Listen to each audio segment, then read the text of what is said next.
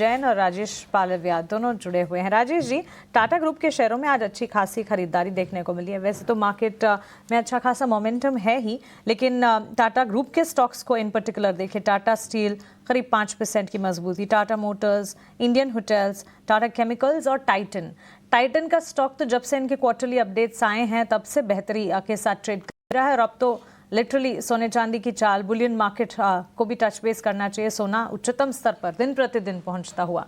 Tata group पर पहले तो राय दीजिएगा, उसके बाद टाइटन पर।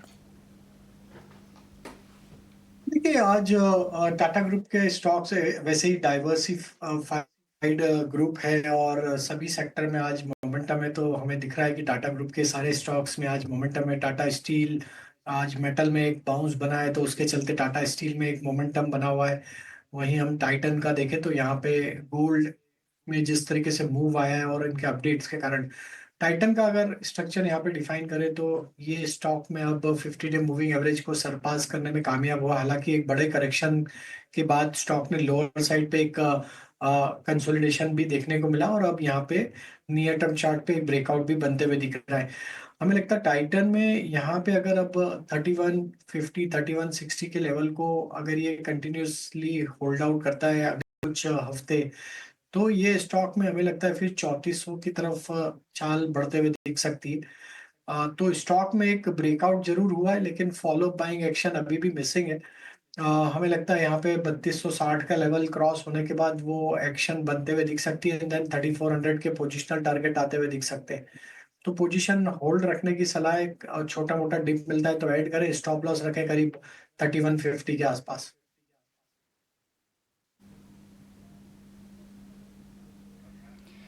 ठीक है, तो ये नजरिया टाइटन, जहां पर ऑपरेशनल अपडेट्स के बाद अच्छी खासी तेजी दिखी है और आज टाइटन ही नहीं कई सारे टाटा ग्रुप ऑफ स्टॉक्स में एक्शन। पीआई इंडस्ट्रीज इस स्टॉक पर नजर डालेंगे। याद रखें सुबह 9 बजे के शो में भी हमने मार्केट ओपन के बाद इस स्टॉक की चर्चा की थी। 3624 के आसपास कारोबार करता हुआ 10% तक की तेजी इस स्टॉक पर दिखी है और निफ्टी 500 इंडेक्स के टॉप गेनर्स में ये स्टॉक शामिल। राजेश जी, क्या राय होगी आपकी पीआई इंडस्ट्रीज पर? तो आज आशीषा जी देखें तो काफी केमिकल स्टॉक्स में एक अच्छा मोमेंटम बना है, जिसमें पीआई इंडस्ट्री में एक काफी स्ट्रांग मोमेंटम आज बना है। 10% के आसपास स्टॉक में आज गेन देखने को मिले। अगर आज के इस मूव को अगर हम एनालाइज करें तो स्टॉक ने अपने एक मल्टीपल सप्लाई जोन का आज ब्रेकआउट करते हुए दिख रहा है, जो कि था करीब 3520 के जोन में। हमें लगता है जिस तरीके के मूव बने स्टॉक में आज और अपर सर्किट पे ऑलरेडी ये लॉक है स्टॉक, तो लगता है कि ये स्टॉक अपने प्रीवियस स्विंग हाई जो फरवरी के थे वहां तक भी ये मोमेंटम को एक्सटेंड करेगा। तो हमें लगता है नेक्स्ट वीक में स्टॉक में अब 3660 और फिर यहाँ पे 3750 तक के अपमूव भी देखने को मिल सकते हैं। तो पोजीशन जिनके पास है बने रहे, ट्रेलिंग स्टॉप लॉस सजेस्ट करेंगे 3560 के आसपास। और जब तक ये 3560 के ऊपर बना हुआ है, हमें लगता है इसका नेक्स्ट टारगेट 3750 3800 की तरफ भी आते हुए दिख सकता है। अगर आपके पास ऑलरेडी पोजीशंस है तो बने रहने की सलाह पीआई इंडस्ट्रीज। और जैसे उन्होंने बताया, पीआई इंडस्ट्रीज के अलावा केमिकल सेक्टर से कई सारे स्टॉक्स आज फोकस में है। दीपक नाइट्राइट जान लेते हैं राजेश जी से। राजेश जी, स्टॉक ही नहीं सेक्टर पर ही आपकी राय जानना चाहेंगे। आईटी सेक्टर, देखिए एक तो IT sector of course global market में जो अनसर्टेनिटी है उसका शिकार बना। विदेशी बाजार में भी नैस्डैक में गिरावट हमने देखी, eventual impact domestic IT markets में भी आईटी सेक्टर पर भी देखने को मिली। लेकिन टीसीएस के नतीजों के साथ क्वार्टरली अर्निंग्स की शुरुआत हुई, उसके ठीक बाद टीसीएस को छोड़ बाकी आईटी कंपनियों में आज हम देख रहे हैं खरीदारी। लेकिन ये सिर्फ शॉर्ट टर्म ट्रेंड है या फिर आईटी सेक्टर पर छोटी मझौली या लार्जर आईटी प्लेयर्स पर कहीं फोकस होना चाहिए? मानसी जी देखिए, आईटी स्टॉक्स में हमने देखा कि काफी बड़ा करेक्शन पिछले 3-4 महीनों में होते हुए दिखा। आईटी इंडेक्स इटसेल्फ अगर हम देखें तो जो स्विंग लो बने थे ऑलमोस्ट जो पीक थे वहां से 33% के आसपास का करेक्शन आईटी इंडेक्स में आते हुए दिखा है। इस करेक्शन में जरूर आईटी इंडेक्स अपने सारे long term short term moving averages के नीचे ही सस्टेन होते हुए दिख रहा है। Same behaviour large cap IT stocks में भी देखने को मिला है। अगर हम इसको थोड़ा सा लॉन्गर टर्म टाइम फ्रेम पे देखें तो आईटी इंडेक्स अब एक मंथली सपोर्ट के आसपास ट्रेड करते हुए दिख रहा है। और जो हमने रिसेंट बाउंस देखा वो ऑलमोस्ट वो मंथली सपोर्ट के आसपास से ही बाउंस देखने को मिला है। तो ऑलमोस्ट एक साल के लोअर लेवल के आसपास से आईटी इंडेक्स ने उस लेवल को डिफेंड किया है, और इतने बड़े करेक्शन के बाद हमें लगता है कि ये एक ओवरसोल्ड ट्रेजेक्टरी में है, तो यहाँ से शॉर्ट करने की गुंजाइश अभी नहीं बनती है। हालांकि स्ट्रक्चर वीक है, काफी कुछ कंसर्न्स आईटी स्टॉक्स को लेके बनते हुए दिखे पिछले दिनों में, जिसमें कि यूएस रिसेशन भी एक कंसर्न था, जिसके चलते आईटी सेक्टर्स में हमने बिकवाली देखी थी। बट हमें लगता है कि 31,600 आईटी इंडेक्स का इंपॉर्टेंट लेवल है, अगर वो टूटता है तो फिर बड़ी गिरावट का अंदेशा है। अदरवाइज हमें लगता है कुछ समय के लिए आईटी स्टॉक्स में कंसोलिडेशन देखने को मिलेगा इस जगह पे। हो सकता है कि 1-2% के अप मूव यहाँ से बनते हुए दिखे, और बोथ डायरेक्शन में ट्रेड, दोनों ही डायरेक्शन में ट्रेड होता हुआ दिखे। और अगर एक बार ये अर्निंग सीजन के बाद अगर लार्ज कैप आईटी स्टॉक्स या मिड कैप आईटी स्टॉक्स ये अर्निंग्स की जो वॉलेटिलिटी है, जो नंबर्स की वॉलेटिलिटी के बाद अगर वो एब्जॉर्ब कर लेते हैं इसी रेंज में, तो हमें लगता है गोइंग फॉरवर्ड कहीं ना कहीं एक रिकवरी के साइन बनते हुए दिखेंगे। तो हमें लगता है थोड़ा कॉन्ट्राबेट लिए जा सकते हैं आईटी स्टॉक्स में, क्योंकि एक ओवरसोल्ड जोन है, मार्केट भी रिकवरी के मोड में है, और एक काफी बड़ा सेक्टर है जो कि कंट्रीब्यूट करता है हमारे स्टॉक मार्केट को एज वेल एज हमारी जीडीपी को।